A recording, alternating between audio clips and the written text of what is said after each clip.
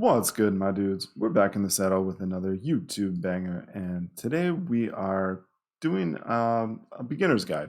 A beginner's guide that's going to cover all the essentials of Skyweaver for new players. So this is going to cover a little bit of gameplay, a little bit of the economy, and maybe even a few tips and tricks at the end. Starting with the gameplay, I'm not going to go over the details of what makes the gameplay so great.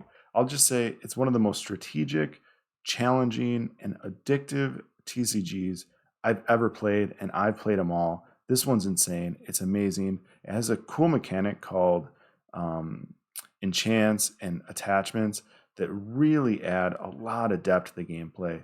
But that being said, I'm not going to go into all the details because it wouldn't really even be useful if I did.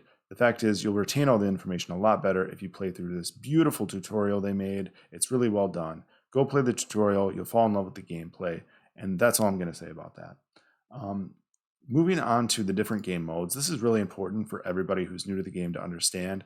Basically, there are two ways you can compete. You can compete in ranked or you can compete in conquest, and each of those ways to compete has two ways to build the deck. So you can either construct your own deck, which is exactly what it sounds like, same as any other card game out there, or you can do a discovery mode, which is kind of unique to Skyweaver, and that basically is where your deck is auto-populated with cards from the hero of your choice, and you just play with those.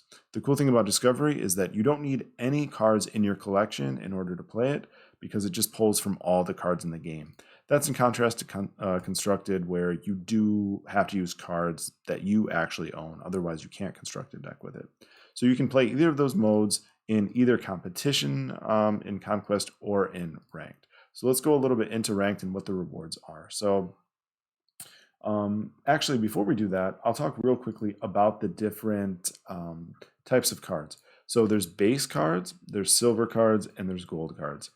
They're all the exact same cards. The only difference is the border. So as long as you have the base card, you can build a constructed deck with it, but you can't sell base cards on the marketplace and you can't trade them. You kind of own them, but they're not NFTs basically. Once you get to the silver card tier, then they are NFTs, and of course gold is NFT too.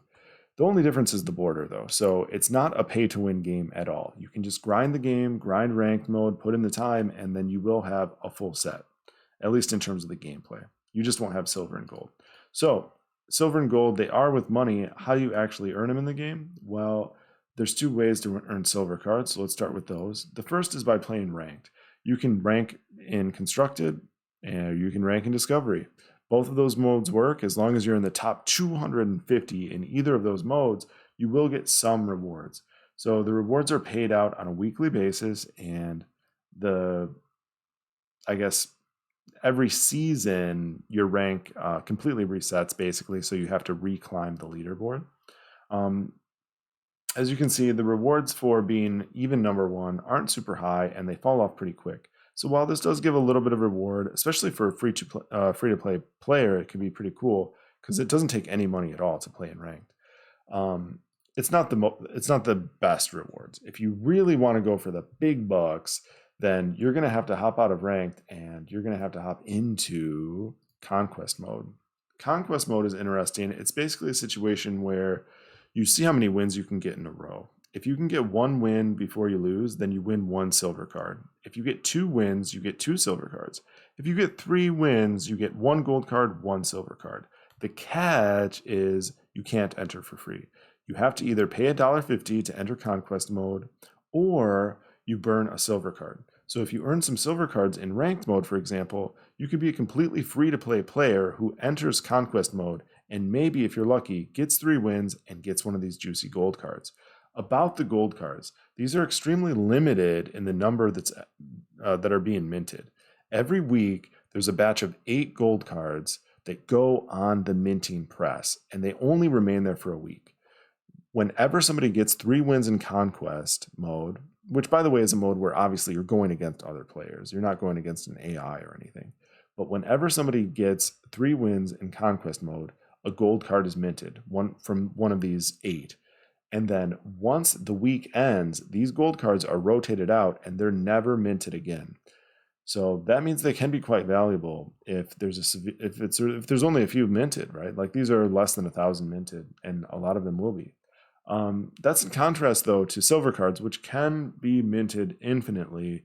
You can silver cards are always being minted, both in ranked mode and in conquest mode, and they don't rotate in or out like gold cards.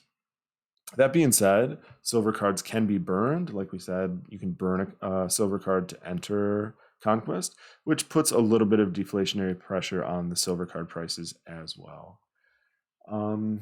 So about the marketplace in general, then, all the fees and everything is completely covered by the Skyweaver team. It's all in the Polygon blockchain, so it's super easy to trade, to sell, to buy. All of that you can do completely free of any fees whatsoever.